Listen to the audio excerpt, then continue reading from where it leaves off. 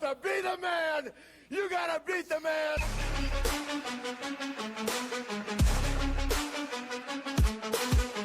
Shadows sleeping in the dead of night. I light the match, they feel my fight. Street I flicker like a war zone flare. They see me rise, but they won't dare. Some man cracks under my stride. Whispers chase me, they collide. Gun dreams heavy like gold chains.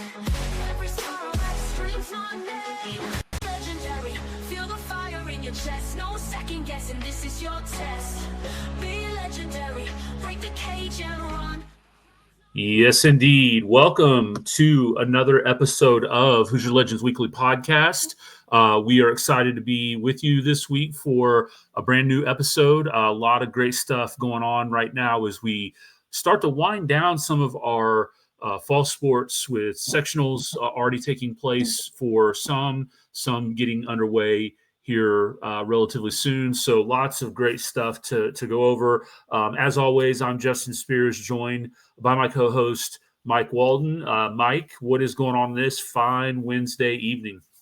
Hey, it's a bittersweet day in my household. Last night was the last middle school football game I ever have to attend again. I might still attend later ones, but my youngest son, 8th grader, finished up his season.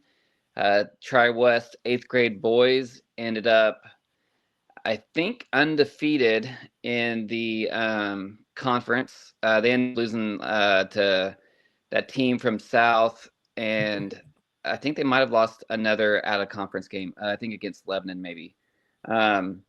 But, did really good in the conference. I think 7th grade football-wise, Beech Grove, I think, went undefeated. They have a super athletic quarterback. I think his number was 8. And then they have a really talented receiver, number 6. I might have had those mixed up. I think that's what it is. And some really big boys on the line.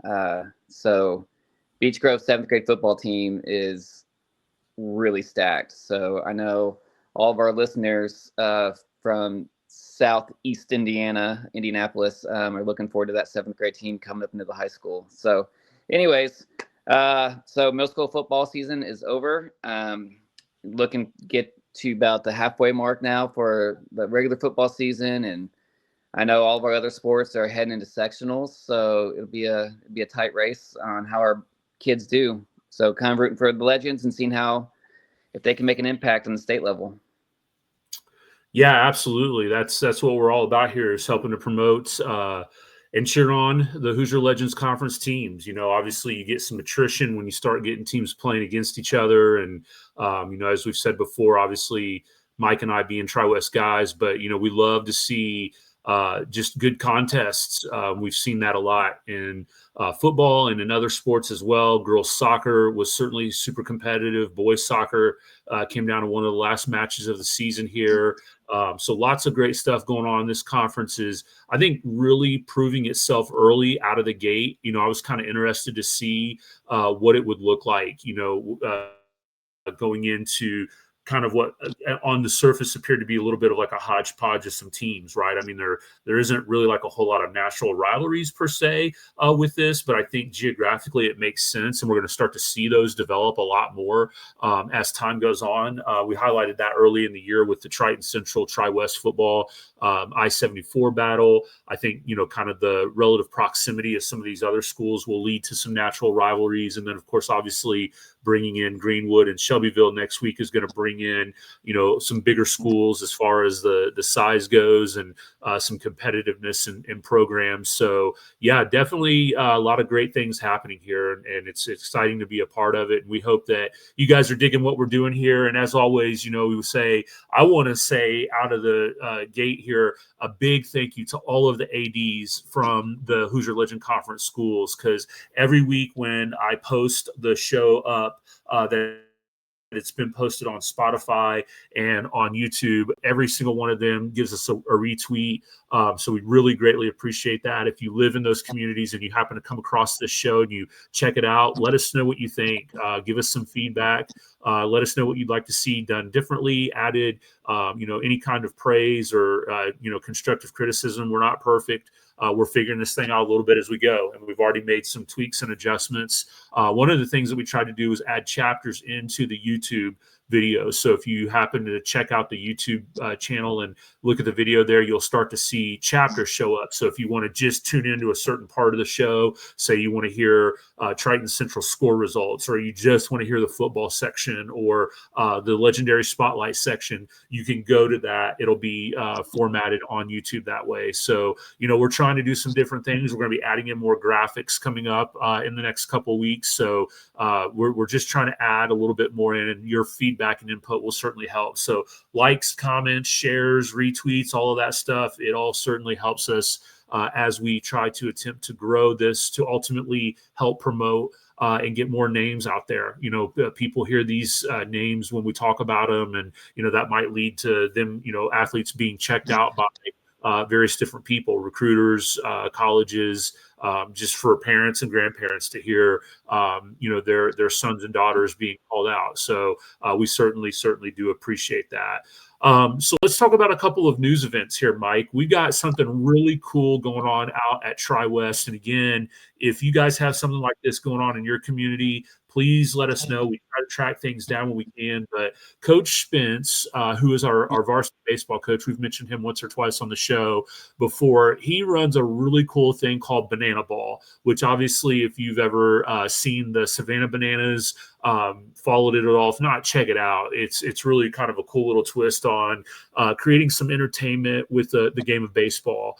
And so Coach Spence puts on a 3-day Banana Ball mini exhibition with the guys on his team where he splits them up. And it's a huge fundraiser for a couple of, I believe, different organizations and causes and things of that nature. And I know this year, all money raised is going to go to a high school student that we have at Tri-West who is going through some health issues. And so there's tickets on sale. I'm sure if you go to Coach Spence, the Tri-West baseball Twitter account, I know he's pretty active on Facebook as well. You'll be able to find the information. He brings in food trucks. There's face painting. The softball team is going to play an exhibition game as well during this period of time. But it's just a really, really cool family-friendly event, and the weather is supposed to be fantastic. Yours truly will be there as a get this, Mike, I am a celebrity coach. How you like that? I think they're desperate. Yeah. You know what he said? He goes, all these people were telling me they heard and saw your face on this Hoosier Legends Weekly thing. And my inbox was flooded with, you got to get this guy. The reality of it is he tried to get Tucker Barnhart and Drew Storen, who are both former MLB players from Brownsburg. Coach Spence is from Brownsburg. As you can imagine, they're still really busy and stuff. So my assistant golf coach, Luke Broderick, and myself will be representing the Party Animals and the Savannah Bananas as honorary celebrity coaches. So that's going to be a lot of fun. I'm really looking forward to that. And again, that'll be next Monday, Tuesday, and Wednesday. So if you're in the Tri-West area and you're hearing this, come on out, support a great cause, have a lot of fun, family-friendly stuff, great weather. We're really looking forward to doing that. So really, really excited about being a part of that. Mike, do you want to talk a little bit about what's going on out in Shelby County? There's some news out there with a young lady on the girls soccer team who did something pretty remarkable. Yeah, congratulations, Cheyene Allen. She's the State Farm Athlete of the Week. She has the most shutouts in a season in a career ever for Triton Central. It looks like Cheyenne notched her 10th shutout of the season last week in a 4-0 win over Indianapolis Lutheran. With that shutout, Allen now owns the school records for shutouts in the season, 10, and shutouts for a career of 25. So congratulations, Cheyenne. That's a legendary performance, not just for this year, but for your whole career. So congratulations to you. Yeah, that's awesome. And again, I know if you've listened to the show before, you've heard me talk about, obviously, I've watched a lot of soccer. My son is a goalie on the JV team for Tri-West. And so I obviously have a special place in my heart for the work that goalies put in the cage, as they say. And so that is pretty remarkable. When you're stopping that amount of shots and the pressure, that may include PKs during a game, which are incredibly hard to stop. So kudos to that young lady. That's really, really awesome accomplishment. Congratulations. That was under kind of our news/legendary spotlight performance. There's another spotlight that we wanted to shine, because I think this is honestly a pretty cool thing. And, Mike, I didn't talk to you about this on air, but I want to mention something after we go through this a little bit, because I know last week, right, we talked a lot about sportsmanship, right? We talked about how the Monrovia boys soccer program was having a really rough year, and how we have to make sure that we do things the right way and show a sense of sportsmanship in certain situations and stuff. So I'm going to bring up a certain topic here with this as well. So Mike, you and I kind of talked about this. If you hadn't seen this, it's an unfortunate thing for Beech Grove football. They came out of the gate hot, right? We talked about them a lot at the beginning of the season here on the show, tweeted to them a lot, giving them a lot of kudos and praise for the job that they had done. Right out of the gate, really, really on fire, getting a lot of praise. And then they dropped a couple of tough contests, and we kind of thought, okay, they're falling back to earth. That maybe, they just kind of came out of the gate hot, but now this is maybe who kind of they really are, even though they were pretty tough games. And then we saw that there was news that they had to forfeit those first games. And so they were no longer 3-2, they were 0-5. And so news came out, and their AD released the reason why. They were very forthcoming about it. Didn't try to cover it up, didn't try to hide it. It was an unfortunate thing. An ineligible player was used in those games. And so, they owned up to it, which is all you can really ask, is that you self-report, you figure it out, and you take care of it. And you don't try to hide anything and sweep it under the rug. And so first off, kudos to how Beech Grove handled that, right? But certainly want to give a special shout out to Coach Mosley and the boys, for keeping that train on the tracks and focusing on what matters, to go out and beat a previously unbeaten Edgewood team 12-0, with that kind of going on, and how just psychologically that could, pull you down to think, like, what's even the point? We lost all of our momentum at the start of the season. We've lost 2 games in a row. Very easily could have folded in and packed it in for the rest of the regular season. And then who knows, once you get to postseason, your psyche could be so damaged at that point that you're just ready to be done. So again, want to just give a special legendary performance spotlight shout out to Coach Mosley and the Beech Grove football team for coming together, sticking through that, and fighting through to get the win. Mike, anything you want to add to that as well? I know it is really hard to get high school athletes back on track, right? Especially when something like that happens. All their hard work, and all of a sudden now they're down 3 losses, right? So that coach, the captains on that football team, did something, a lot of teams can't do, and it's rally those kids together and say, hey, the past is the past. We made our mistake. We're going forward.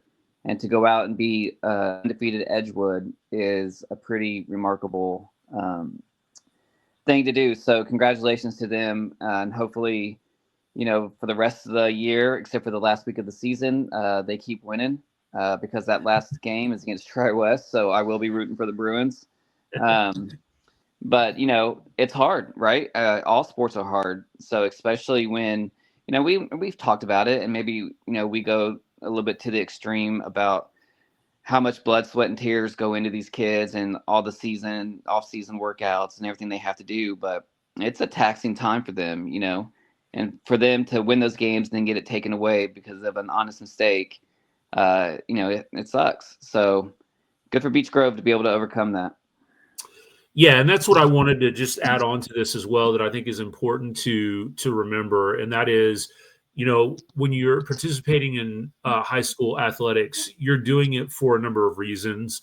But one of the great things that I've always tried to impress upon players that I've coached. I've got about 6 or 7 years of varsity JV basketball coaching experience, and then a couple years of golf coaching experience. And that is that, you're teaching life lessons. You're teaching about how to overcome adversity. You're teaching about how to push through again those tough times. And when things aren't going your way, you can't just pack it in and just, tuck your tail and run. You have to try to figure it out. And so, that's a lesson that I think all of our athletes can learn. When things aren't going your way, how are you going to respond in life? When you're on the job and you're getting your butt kicked, and you want to just pack it in and quit, or deflect, or procrastinate, or whatever it is, to not deal with what's in front of you. That's one of the things that I love about high school sports, and sports in general, right? Even at the next level is, hopefully they're learning a little bit of that resiliency that we always talk about in the classroom, because it's so easy today. I think when we look at teaching kids like you and I do in the classroom, and then obviously coaching them on the court, field, or what have you, that it's so easy, especially when things are going bad. You're having a bad season, as a team, as an individual. It's just so easy to throw your hands up and say, I'm done with this. I'm just ready to move on to the next season, the next sport, or whatever it might be. So again, just a word of encouragement to all of our fall athletes as you come down the stretch here. If things aren't going the way that you want, do something about it. Change it. Be the reason for the change. Don't complain. Don't point fingers. Don't mope. Don't pout. Pick yourself up. Pick your teammates up and go out and just try to earn anything and everything that you can get. So that's what I wanted to add in there too. And again, that kind of builds off a little bit of what we saw from Beech Grove. 100%. Nice job. All right, so that will take us to our conference standing updates. So as we take a look, we've mentioned a little bit here already that some of our sports in the fall are already wrapped up for example, women's golf. We have a few, though, that are coming down the stretch here. We've had a crowning of a couple of conference champions this past week, and some sectional pairings and everything that we might try to get to a little bit later on as well. So let's first start off by just taking a look at our conference standings. So Mike, I'll kick it over to you to start us off. Yeah, so as of Monday, Triton Central has officially been crowned conference champions in boys tennis. So congratulations to them. They ended up going 4-0 in the conference.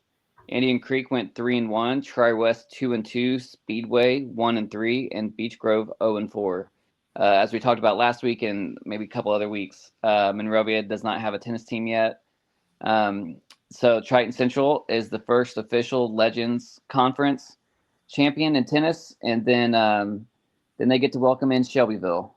And I think Shelbyville is probably going to be the number one team next year to beat, and then Greenwood as well. So new competition already coming in and making the Hoosier Legends Conference just that much tougher starting into 2026. Yep, absolutely. And I'm excited about seeing what that's going to lead to in all sports across the board. So as we flip over to volleyball, volleyball also has its first conference champion, and that would be the Tri-West Bruins. So congratulations to those ladies over there. They've worked really hard this season. They play an extremely grueling out-of-conference schedule, but in conference, they stand at 5-0. So congratulations to them on winning that. Indian Creek came in a close second at 4-1, followed by Triton Central at 3-2, Monrovia at 1-3, and then Speedway and Beech Grove both standing at 0-4 as of this morning. So again, congratulations to the Tri-West Bruins on winning the first Hoosier Legends Conference for volleyball. Yeah, then heading over to the pitch, Speedway. Speedway gets the first men's soccer conference championship as well, defeating Tri-West on Monday. Speedway went 5-0, and once again, they're a lot like you talked about Tri-West volleyball. They have an absolute grueling, really hard out-of-conference schedule, and you can tell, what that brought to them through the conference play. With Speedway being number one, Tri-West ended up second place with 4-1.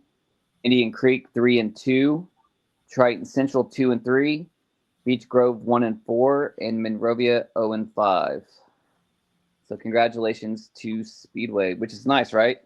3 different sports, 3 different conference champions. Yeah, that's awesome. Yeah, it's good to see that.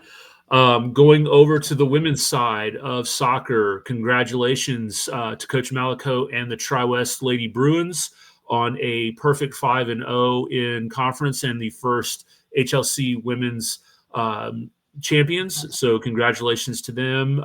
They have played really good soccer this season. Had a chance to catch them a couple of times. There's some really good teams in the HLC on the women's side because you had Tri-West at 5-0 in conference, Monrovia coming in at 4-1, and then Triton Central at 3-2. But their schedule was pretty tough, and they actually ended their regular season with a really solid record. We'll talk about them when we go through the school standing, or when we go through the school results for the week. So pretty tight race across the board there. Indian Creek came in at 2-3, Beech Grove at 1-4, and Speedway at 0-5. Yeah, it's a good conference. You know, I think we knew that coming into here, leaving the Sagamore. Better competition, and I think our coaches are finding that out. You know, I think for all the teams involved, I think they realized that this new conference is going to be tough to win. So anytime that you can beat a conference opponent in this conference, it's a big deal. So congratulations to all the teams out there. Good luck in sectionals. We'll be rooting for you. Yeah, absolutely, for sure. All right, that will take us to the segment of the show where we go through each school's results for the week. We had a big week for cross country, so you'll hear we were able to pull a lot of stuff for cross country. So we're going to try to shout out those athletes as much as we can, and then as we talked about too, we'll probably repeat a little bit some of the results that you might have heard us talk about that led to conference champions. But we want to make sure that we adequately approach as much as we can with that. So, Mike, do you want to start off with Beech Grove? Or do you want me to take them? No, I got him. That's good. Isaac Martinez was the top runner for Beech Grove at the Hoosier Legends Conference meet on Saturday. Isaac was closely followed by teammate Nathan Kinder. Isaac ran an 18:45 and Nathan ran an 18:48. You know, there's nothing like a teammate being right on your heels the whole race. You know, I think we talk about this all the time, but 3.1 miles and to have your teammate just 3 seconds behind you, you know he was looking over his shoulder the whole time. So great race between those two. On the women's side, Abigail Webster led the Lady Hornets on Saturday's conference meet. She ran a 2018 with teammates Lila Muffler and Alaya Buende right behind her with runs of 2018 and 2025. So between those three, you know, there was 7 seconds difference. So, you know, sometimes in that cross country meet, you know, you need someone to push to, someone to talk to, someone just to make sure that you're running your best. And those three stayed together and kept pushing each other. So nice teamwork there and great runs. When you're moving over to Lady Hornets soccer match, they dropped their only match of the week to Tri-West. They'll look on to take North Montgomery on Thursday. North Montgomery is a Tri-West old Sagamore Conference foe, so I like to see North Montgomery get beat. So go get them, girls. And the boys soccer, the boys lost both home games this week. They lost to Triton Central 3-1, and then on Saturday, the Hornets lost 6-2 to Shelbyville, future conference foe. The boys played Brown County on Tuesday to a 0-0 tie. I think the famous line there, you know, a tie is like kissing your sister or something like that. You know, it's not fun, is it? And then the Hornets will face Fallon Academy tomorrow night. In volleyball, they played Covenant Christian last Wednesday. The Lady Hornets were defeated 3-0. Beech Grove plays conference opponent Speedway today, and I did not get a score update on that one. Did you get one, Justin? No, it was showing us still in progress the last time that I looked. So. All right. Moving down to Indian Creek. I know we have highlighted and talked a lot about the Creek a lot with their cross country, but the men's and women's teams won the inaugural Hoosier Legends Conference Championship. And I guess, you know, we didn't have that in our conference standings because it was so hard to get, you know, weekly updates and the way that cross country is run. I just want everyone to know we weren't slighting them. But again, congratulations to both the men's and women's teams down there at Indian Creek for winning HLC on Saturday. Hank Seidingser won the race with a time of 16:33, and teammate Noah Greenwood came in second place by just 1 second with a time of 16:34. So there you go, talking about, two teammates pushing each other. I'm sure there was some competitive jockeying back and forth. Atticus Smith and Tyler Lauer finished 4th and 5th respectively. So you're talking 1, 2, 4, and 5. That's a pretty impressive show out there by the Braves. On the women's side, Johnson County winner, now conference champion Libby Dowdy, won the conference meet with a time of 17:14. Teammate Ellen Nybert finished second with an overall time of 19:11. So again, congratulations to Indian Creek on bringing home 2 conference championships because of their hard work. Congratulations to Hank Seidinger and Libby Dowdy for earning Creek Athletes of the Week. They were both crowned individual HLC cross-country champions and led their teams to those championships. So congratulations. We've talked about how difficult and grueling that sport is and how underappreciated and underreported it is. So anytime we can shout that out, that is awesome. Speaking of being hey, Justin, speaking of being underreported, one of my students who runs on our cross-country team said that Libby Dowdy is actually like a 2-time back-to-back state champion in cross-country. Wow. I'm not sure. I haven't looked that up to see that, but if true, it just shows how cross-country athletes are kind of like under the radar, you know what I mean, how good they are. So whether it's just 1 state championship or 2, it doesn't matter. Sounds like Libby Dowdy is one of the best in the state, period. So we need to do a better job as a state, as a fandom, to give these people some more kudos on how hard they work. So, yeah, for sure. Absolutely. Absolutely. We do want to mention with girls golf, we had a couple of individuals who advanced to regional, and with Indian Creek, Shelby Roach shot a 112 at the Franklin Regionals. I know some of you guys that are weekend warriors, you go out there and you say 112. The Legends golf course is legit difficult. So, and you advance and you make it to regionals, that's a huge accomplishment. So congratulations to Shelby on making that far. Hopefully you keep it up, keep working hard, and hopefully you'll be right back again there, if not further, next season.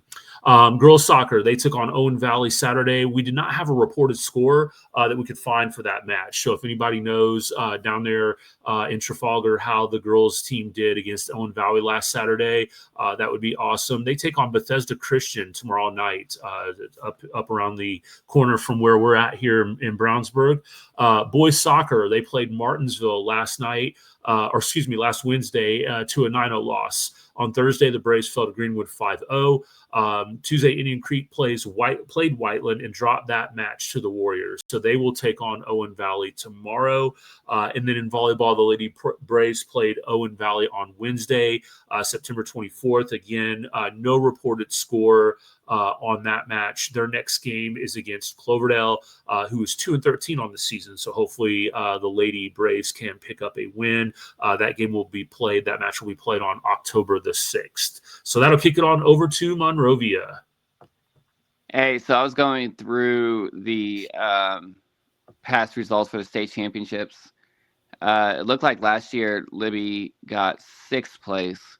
And I was trying to see if she qualified her sophomore year. So maybe that's what the student was saying. She's like a 2-time state qualifier. Okay. Qualifier, yeah. Either way, that's pretty amazing. Yeah, I don't necessarily see. Oh, that's the boys. That's why.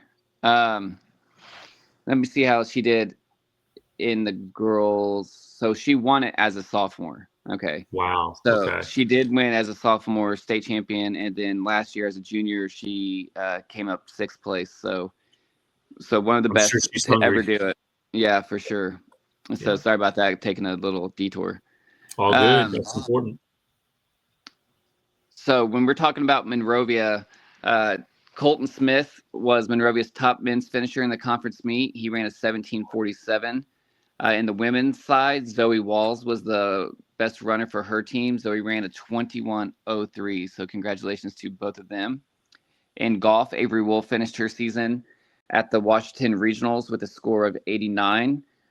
Really impressive score, especially in regionals. So congratulations to her for having a really great career at Monrovia Golf.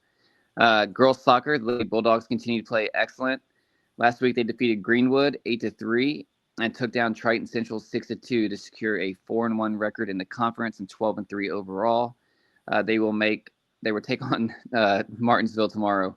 That one loss to Tri-West, as we were kind of talking about, was the very first game of the season, I believe, right? So it was a really early on, both teams trying to understand who they were. Tri-West ended up getting the win. It'll be really interesting if they played tomorrow to see who'd win. Both teams are pretty daggone good. So when we're looking at boys soccer, Monrovia played Speedway on Tuesday. Did you get a score for that? I believe we said, I don't remember what the final was in that. I think we looked at it. I want to say we said it was 10-0. Yes, you're right. Yep, 10-0.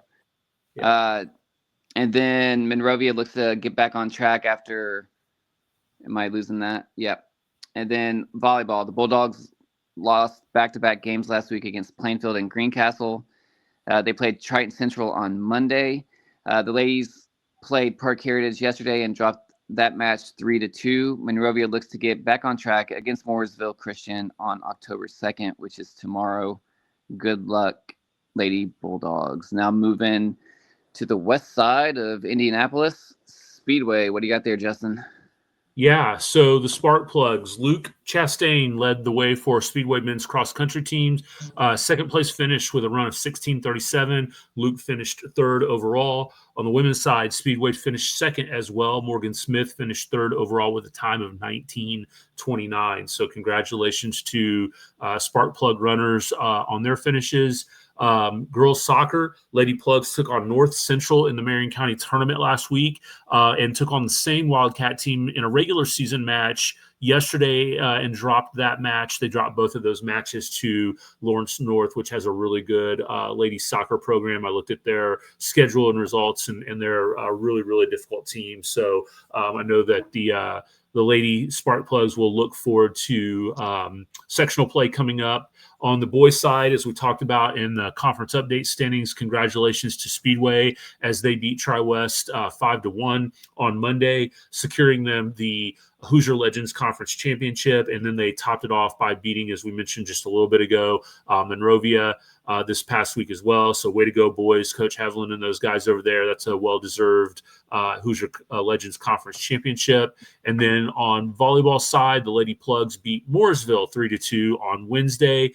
Yesterday, Speedway played Indianapolis Crispus Attucks, but no score has been reported. So again, if you are associated with or know what went down with Speedway volleyball against Attucks, we would love to be able to report that score.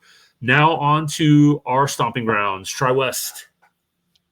Once again, starting with cross country, shout out to Aiden Brewer, who led the Tri-West men's cross country team with a run of 17:39. Tri-West only had 4 runners for the boys team, which means they did not have enough participants to get a team score. The Lady Bruins grouped together and ran the race as a team, placing 12th, 13th, and 14th. Once again, it seems like teamwork makes the dream work, right? Getting together and all running. Cadence Steffi, the freshman, ran a 22:04. Kylie Regalado ran a 22:14. And Kaisi Steffi, Cadence's older sister, finished the group with a 22:18. So all 3 of them, they're together. I did talk to Kaisi a little bit about how that feels having her little sister beat her, and she was not happy. So she is looking forward to sectionals, and I said, you could just trip her or do something at home, so you could win. And she said, absolutely not. I don't want her to have any excuses when I beat her. Right. So I want her to be as healthy and as good as she can. So when I beat her, she has nothing to say about it. And that is perfect sportsmanship. That's what I love about them, cross country players. They're just, no, I want a healthy runner to go against, and I want the bragging rights. So that's right. That's a great family there. Girls soccer, the Lady Bruins defeated Beech Grove 9-0 on Monday night.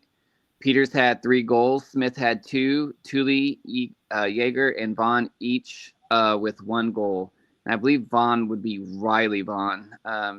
We have twin sisters that play for us, Riley and Bryn. So I'm guessing that was Riley that scored. Miller and Melton combined for the shutout. Two great goalkeepers that we have. They moved to 9-4-1 on the season and 5-0 in conference play. They are currently ranked 15th in 2A soccer. Moving over to the boys' side, the Bruins faced off against former Sagamore Conference foe Western Boone, dropping the contest 1-0. And according to our sources, this was the first win for Webo against Tri-West in boys soccer in 15 years. So I know the boys there and the coach have to be pretty disappointed in that effort that they put on the pitch. I'm not trying to talk bad about Western Boone, but when you beat a team for 15 straight years and then all of a sudden lose it 1-0, maybe that's a wake-up call for them, right? Thinking that you can go in there and just win any game that you play. So hopefully that wakes the boys up and realize that, just because you lost to Speedway for the conference championship doesn't mean your season is over. And you got to get everything that you have ready for sectionals because it does not get any easier for the Bruins. Volleyball. Last Wednesday, the Lady Bruins defeated Brebeuf 3-2. The ladies defeated Triton Central on Saturday 3-0, clinching the Hoosier Legends Conference title. On Monday, Tri-West played Zionsville to a score that I believe we won. And then on Tuesday, Tri-West took on county foe Brownsburg. The Lady Bruins dropped that contest 3-2. They will take on Westfield tomorrow night. And I know Coach Spence is a little happy about our team losing. He has a daughter who's a stud libero for the Brownsburg JV team. So, cough, cough, not trying to get in trouble with the IHSAA. Cough, cough, transfer her to Tri-West. Cough, cough. I know he never will, and that's okay, right? That's, obviously, we don't want that, but at the same time, bring your kids to the school that you work at. Come on. Right. Yeah. Help us out. One other thing I wanted to mention, I failed to put this in on the boys soccer. They did win on senior day at home against Triton Central in an HLC conference matchup 2-0. So it was good for them to get that win on senior day. I know we talked about the disappointing result to Webo, but they do have their last regular season match. And Mike, I need to ask Coach Knapp this. I have no idea why that match, final regular season match that the boys soccer has, is Friday night against Bethesda Christian. I don't know why they're playing a varsity boys soccer match on a Friday night, but that's maybe this is the only time they could get it scheduled. So they will wrap up the regular season on Friday before going against Park Tudor on, I believe, Monday in sectional play. All right, Triton Central cross country senior Max Tupper led Triton Central in the conference race on Saturday. Max ran at 21:27. Like Tri-West, Triton Central did not have enough runners to get an official team score. Unfortunately, the Triton Central women's team, like the men's team, also did not have enough runners to have a team score. However, freshman Audrey Morris was the top runner for the Tigers with a run of 26:44. And again, kudos to her being a freshman going out there, knowing you're not going to get a team score. You're out there competing as an individual. Hopefully, her, and if Max is not a senior, I'm not sure, can recruit some more runners for next season so that we can get full team scores in the HLC conference. That would be great to see there. Girls soccer, Lady Tigers are currently sitting at 9-4-2 on the season after back-to-back losses to Monrovia and Greenwood. On Tuesday, they took on University and won that match by a score of 3-1. That put them at 10-4-2 for the regular season as they figure out or find out who they will play in sectionals. Boys soccer had a mixed result last week. Triton beat conference foe Beech Grove 3-1, then lost to Triton Central, as I mentioned, 2-0. On Monday, Triton Central, actually, I misreported as 5-0 on the varsity match. 2-0 was the JV match. 5-0 varsity match there between Triton and Tri-West in boys soccer. On Monday, Triton took on University at home and dropped that match 2-0. They currently sit at 4-11-1 on the season and will take on Greensburg in the opening round of sectional play. In volleyball, the ladies went 3-1 this past week, picking up wins over Southwestern of Shelby County, Monrovia, and Rushville, and they dropped their conference match to Tri-West. They are currently taking on New Pal tonight with no score yet reported. So that will do it for our conference score and event recap. Mike, what do you say? I know you and I briefly talked before we went on air about sectional pairings. I think we've got a little bit of time here before we jump into football. If we run through it pretty quickly, let's maybe if we got that, can we shout out what we know about those matchups for the upcoming girls sectional in soccer? If you don't mind, I'm gonna do the boys first. Yeah, sure. Speedway takes on Purdue Polytechnic. They don't have any times or dates for this on the IHSAA webpage, but they do play Purdue Polytechnic. In that same sectional, Beech Grove will take on Ritter, Indianapolis Cardinal Ritter. And then the winner of those two games will play each other. They're in the same conference, or same sectional as Chittard, Indianapolis, George Washington as well. So hopefully we have a Speedway Beech Grove meeting, and the winner of that will take on the winner of Chittard and George Washington if everything goes to plan. Triton Central is hosting their sectional. They will be playing Greensburg. Also in their sectional will be Connorsville versus Centerville, Newcastle versus Rushville. So if they beat Greensburg, they'll take on one of the winners of those four teams. Moving down a little bit at the Cascade sectional, Indian Creek has drawn that team from the south, so I'm going to be rooting hard for the Braves to take on the Warriors. Edgewood will be taking on Brown County, and Cascade versus Monrovia there as well. So sorry for not mentioning Monrovia there. I know those are big rivals too, Monrovia and Cascade, so that'd be a fun matchup. So hopefully we have an Indian Creek Monrovia sectional championship coming out of that Cascade sectional. And as I scroll down trying to find Tri-West, I look over and we are actually on the north side of the bracket, it looks like. We are playing Park Tudor, and I think you mentioned this earlier. Park Tudor is ranked number 3 in the whole state. Is that correct? Yeah. So that's going to be a pretty tough outing for Tri-West. But, that's why you play the game. You have no idea what's going to happen. So hopefully Tri-West can get that win. Also in their sectionals is Hamilton Heights and Heritage Christian, who play each other. And then Guerin Catholic will end up playing Western Boone as well. So when we get to the girls, let's see here in 2A. Girls are actually on the south side of the bracket for Tri-West, which is pretty interesting. You know how boys will be on the north, girls are on the south. We must just be right on that line. They play at the Lebanon sectionals, where Crawfordsville will take on Western Boone, Northmont on Lebanon, West Lafayette versus Frankfort, and then Tri-West end up getting the bye, and they'll play the winner of Crawfordsville versus Western Boone.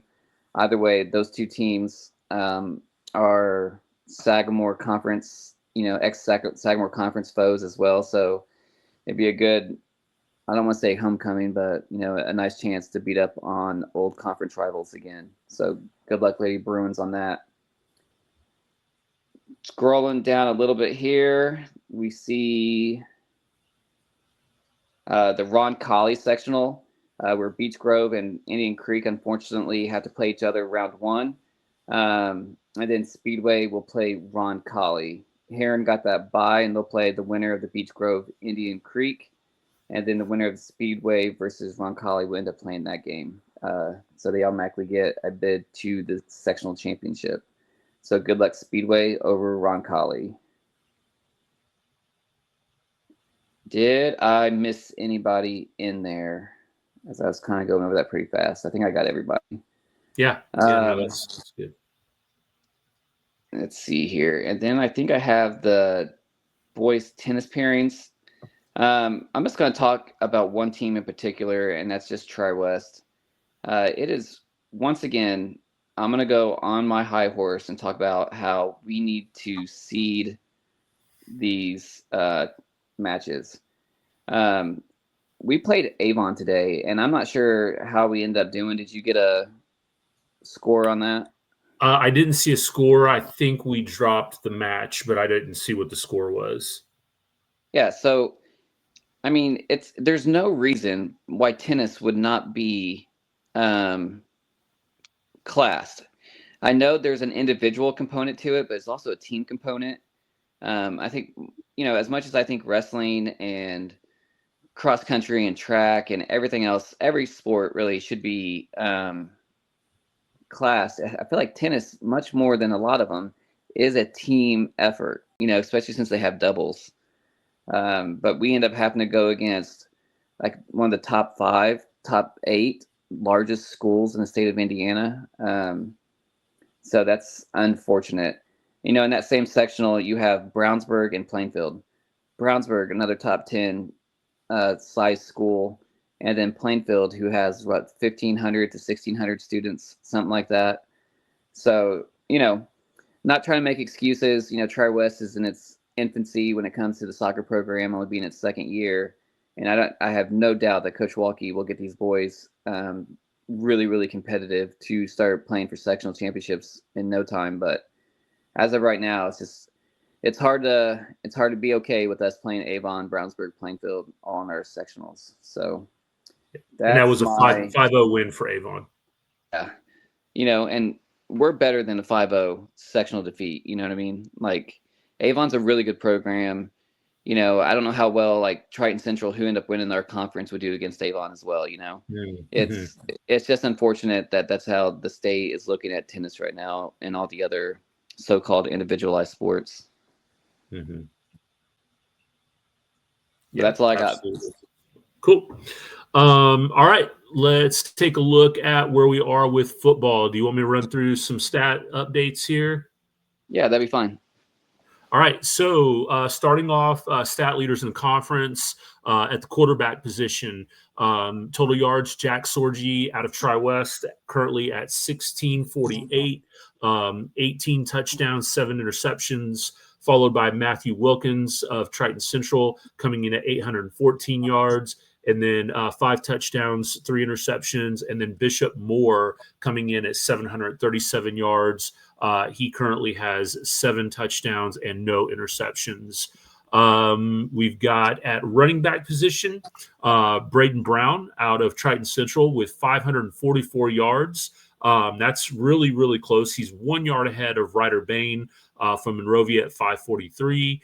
And then Carson Parks, Beech Grove at 493. Also worth noting that Braden Brown is averaging over 108 yards per game. So that's getting it done out there for the Tigers. On the receiving side, you have Carter Cummins with 576 total yards, just under 100 yards per game. Jax Garver at 384, and Tenari Woods at 365 from Beech Grove. So good work out of that trio of receivers.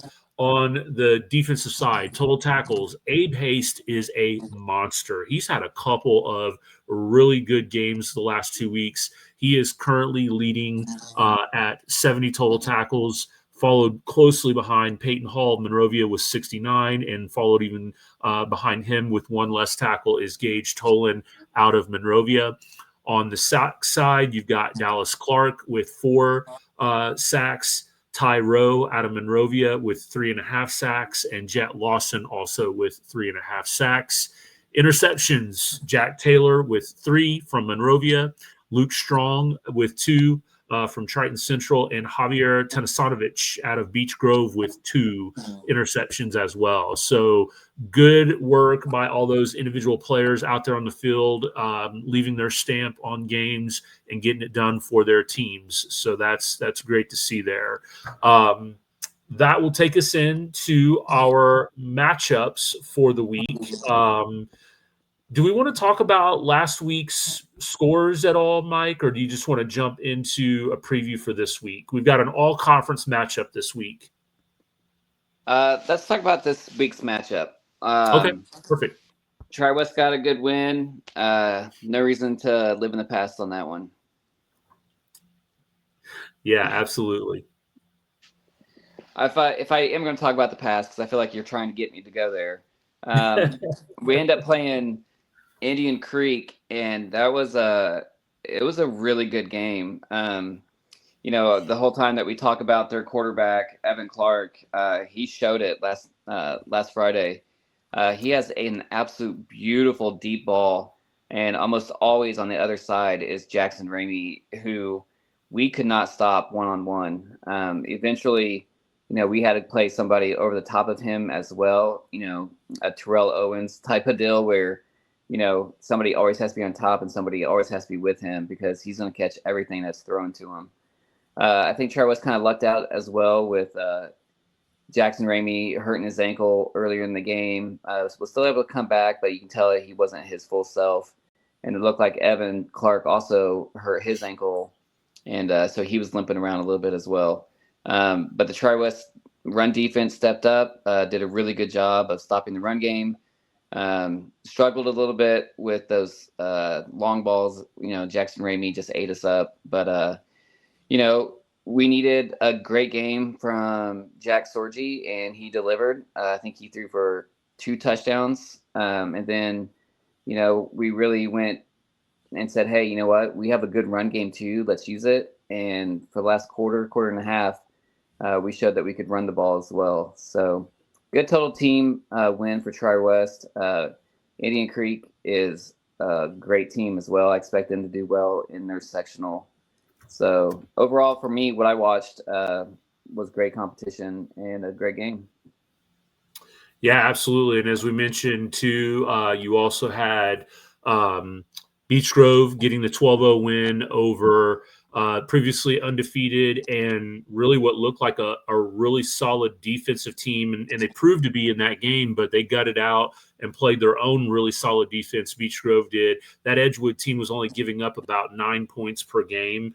And so that was a really awesome performance there by the Hornets, as we talked about, to get out that 12-0 win. So congratulations to them. That was a great win. And then we also had what looked like a really good contest for a little bit between Speedway and Monrovia. And I know I didn't get the final score down of that game, but I know Monrovia pulled away. I want to say it was also like 28-10. I think it ended up being 20. Okay, yeah, I knew it was close in the first half with Monrovia pulling away in the second half. So that got Monrovia to 3-3 on the season. And again, Speedway football, they continue to try to show that they're not going to just roll over. They've had 2 close contests. I mean, they only lost to Beech Grove by a touchdown, or they only lost to Beech Grove or Triton Central, I should say, sorry, by 11 points, right? And they played again. That score is a little misleading against Monrovia. They pulled that game out late in the second half. So, as we talked about at the outset, when you're having a tough season like this, it's easy to hang your head, to get down, point fingers, pout, complain, all that stuff. So does not look like that's the case with Speedway football. So just want to encourage those guys to continue to keep going out, trying to get better each and every week. So that was the results from, one other game that I almost forgot about. Yeah, surprising that you forgot about this one. I was going to say, yeah, I knew you weren't going to let me live this one down because I had a lot of faith in the Tigers out in farmland that they would be able to take down the bigger, I will say, 4A Lebanon Tigers. And they gave them a really good contest. But yes, Lebanon was able to come out on top 21-14. And congratulations to Coach Yoder, who I know personally. He's a friend of mine up at Lebanon. He's starting his career off on the right foot up there in Lebanon. And they've got a lot of really great athletes. But also, again, kudos to Triton Central on playing, again, a very athletic and talented Lebanon team to a close contest out there on homecoming night for Triton Central. So, yes, I will eat my humble pie and say that I mislabeled that one. Missed that one. I just can't believe you went against your best friend. I mean, that's hard, Yeah. I'm sure the next time I hope see Josh gave you a hard time on that. Yeah, I'm sure the next time, unfortunately, I wasn't able to see him on Sunday, but I'll see him again coming up pretty soon. And if he gets a hold of the tape, I'm sure he'll probably promptly replay it for me, so I won't relive that. I won't live that one down. So, but yeah, no, another great week of Friday Night Lights. And I do want to say one other thing, Mike. You were kind of talking about that Indian Creek game. I called that game on the Tri-West Sports Network, which is it's kind of a student-led. I just oversee it. The kids do great work, but I was on the call of that game there for the Tri-West Sports Network. And at the very end, when Indian Creek threw that incomplete pass to seal up the game for Tri-West, I immediately wanted to give them all the credit in the world, because they had some really key injuries early in the game. And I know you mentioned Ramey, the running back was a little dinged up too at one point. They got beat up in that game, and they never quit. I mean, they had a point there in the game in the second half when Tri-West got a 2-score lead, and they could have, again, just easily packed it up and said, we're done, but they kept fighting. So I was really impressed with Indian Creek's performance in that game. It was a good win by the Bruins, no doubt. So just wanted to throw that in there. I also want to throw that you think that he did not catch that ball in the back of the end zone. From where I was standing, that looked like a catch. I'm not saying that was a homer call for the Tri-West Bruins. Yeah, but I think there's some Triton Central fans who absolutely think that's what happened. It was close. It was, I was on top of the press box. Sure. The officials have a better visual than I do, but man, that was close. It could have definitely went either way. So either team was going to be upset with how that call went. So right, absolutely, down to the wire. Yep. Just like we like it. All right, let's take a look at this upcoming week here real quick. Again, we've just got 3 games with an all-conference matchup this week. Looks like it's going to be another fantastic weather week. We've been very blessed this season to have really good weather here this late in the season. We'll take it as we roll into October now. So let's start off with the West Side, Beech Grove, 4-2, rolling into Speedway at 0-6. We kind of talked about where both teams are right now. We spotlighted Beech Grove at the beginning of the broadcast for their resiliency after having to forfeit those wins. We talked a little bit about the adversity that Speedway is trying to overcome. This one I think is probably going to be a win for the Hornets. I don't know, what version of Speedway is going to show up. Is it the kind of, hey, we're still going to go out, play really competitive football and continue to try to impress and show what we're capable of doing for Coach Clampett? Or, is it just finally one loss too many, and you're just looking, all right, we're down to October now, we're counting down the days, we're just running through the motions, trying to get out of here and look at the next season's contests. I go Harrell has this Beech Grove 31-17. I'm going to go Beech Grove 38, Speedway 14. I don't think Speedway is going to be able to pull this upset off. I think Beech Grove is going to come off of that 12-0 win, heads held high and ready to get back in that win column again. I see it a little bit closer, a little bit lower scoring here. I have Beech Grove 28, Speedway 7.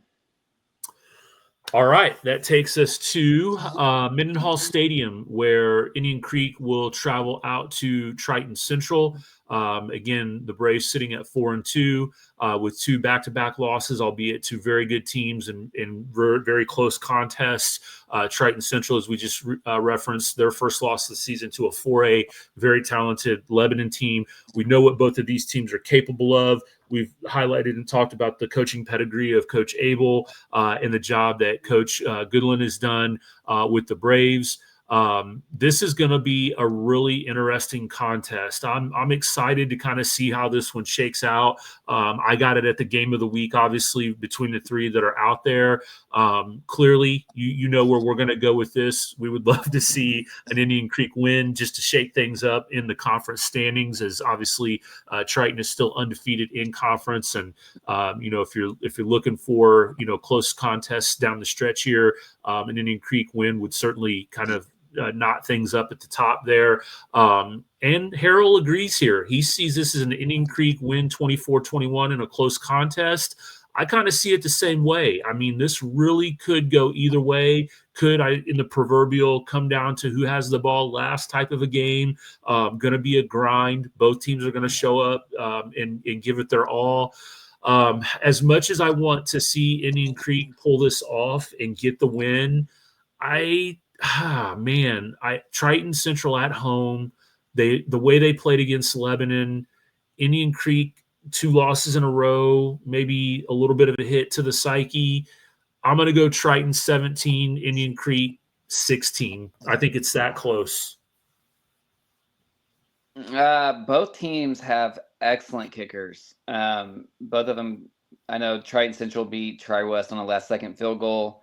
Indian Creek wasn't shy of lining their kicker up at any time as well. It's going to be a kicking contest, but I do see Indian Creek being a little bit more dynamic on offense. But Triton Central's defense is really good too. So I'm going to go ahead and say it's a 17-10 game. Indian Creek squeaks this one out. All right. Well, that will certainly make things interesting in the HLC race there, if that can happen.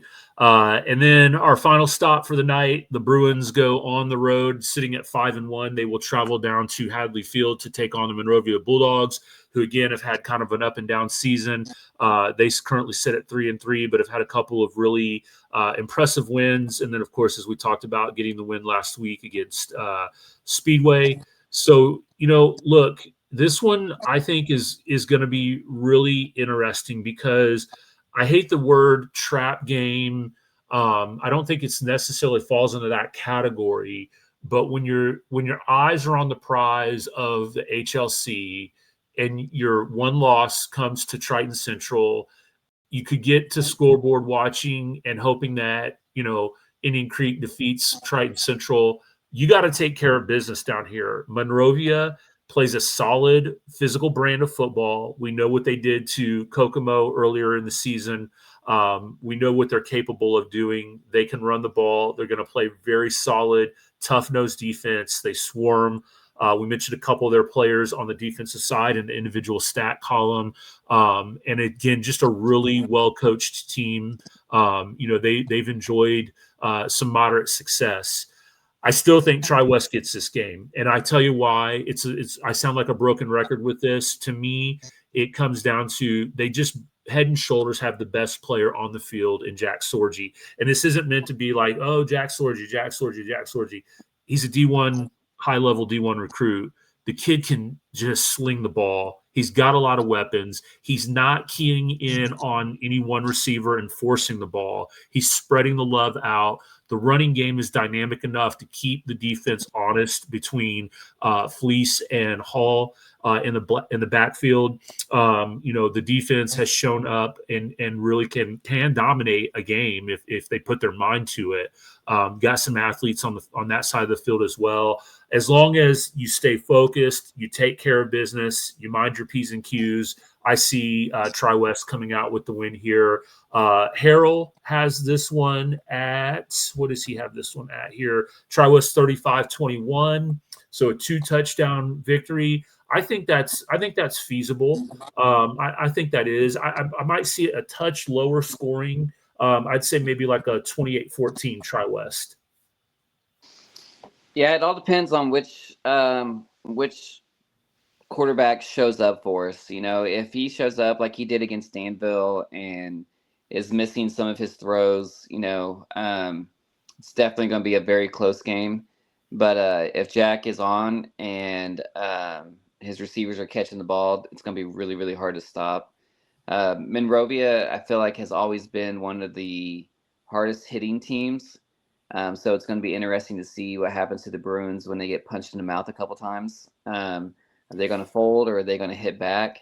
Both ways for Tri-West, especially on defense. I feel like sometimes, we get hit and then we just get mad and we hit harder.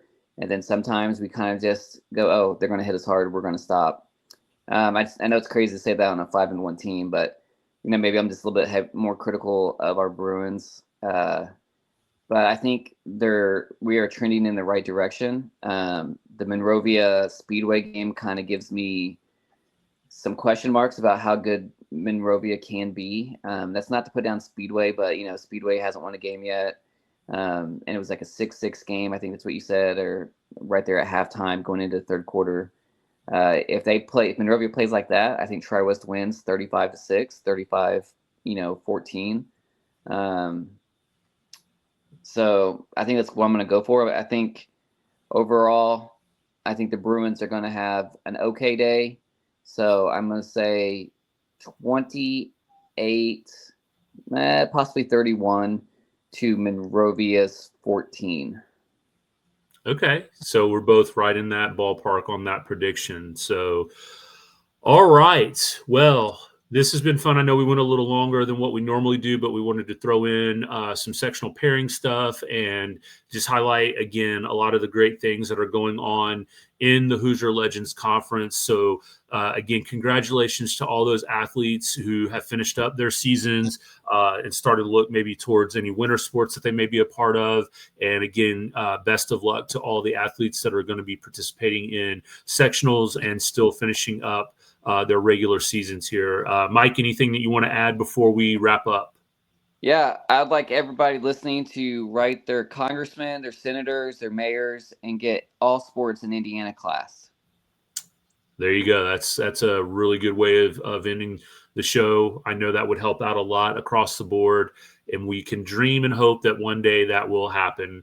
And I know this might be a topic for another time too, but I still like this, and I hope we're able to keep this, that we are an open participation state, meaning that all teams make it into the tournaments at the end. I know there are some states where you have to qualify for postseason play. So I am glad, though, that everybody gets a shot, right? It's always kind of that. You go back to, basketball before it was classed and everybody having a chance, right? And at least we do have that to kind of hang our hat on. But yes, I agree with you. I would love to see all sports get classed here. So, all right. Well, that will do it for this episode of the Hoosier Legends Weekly Podcast. Have a great week, and we will see you back here next week.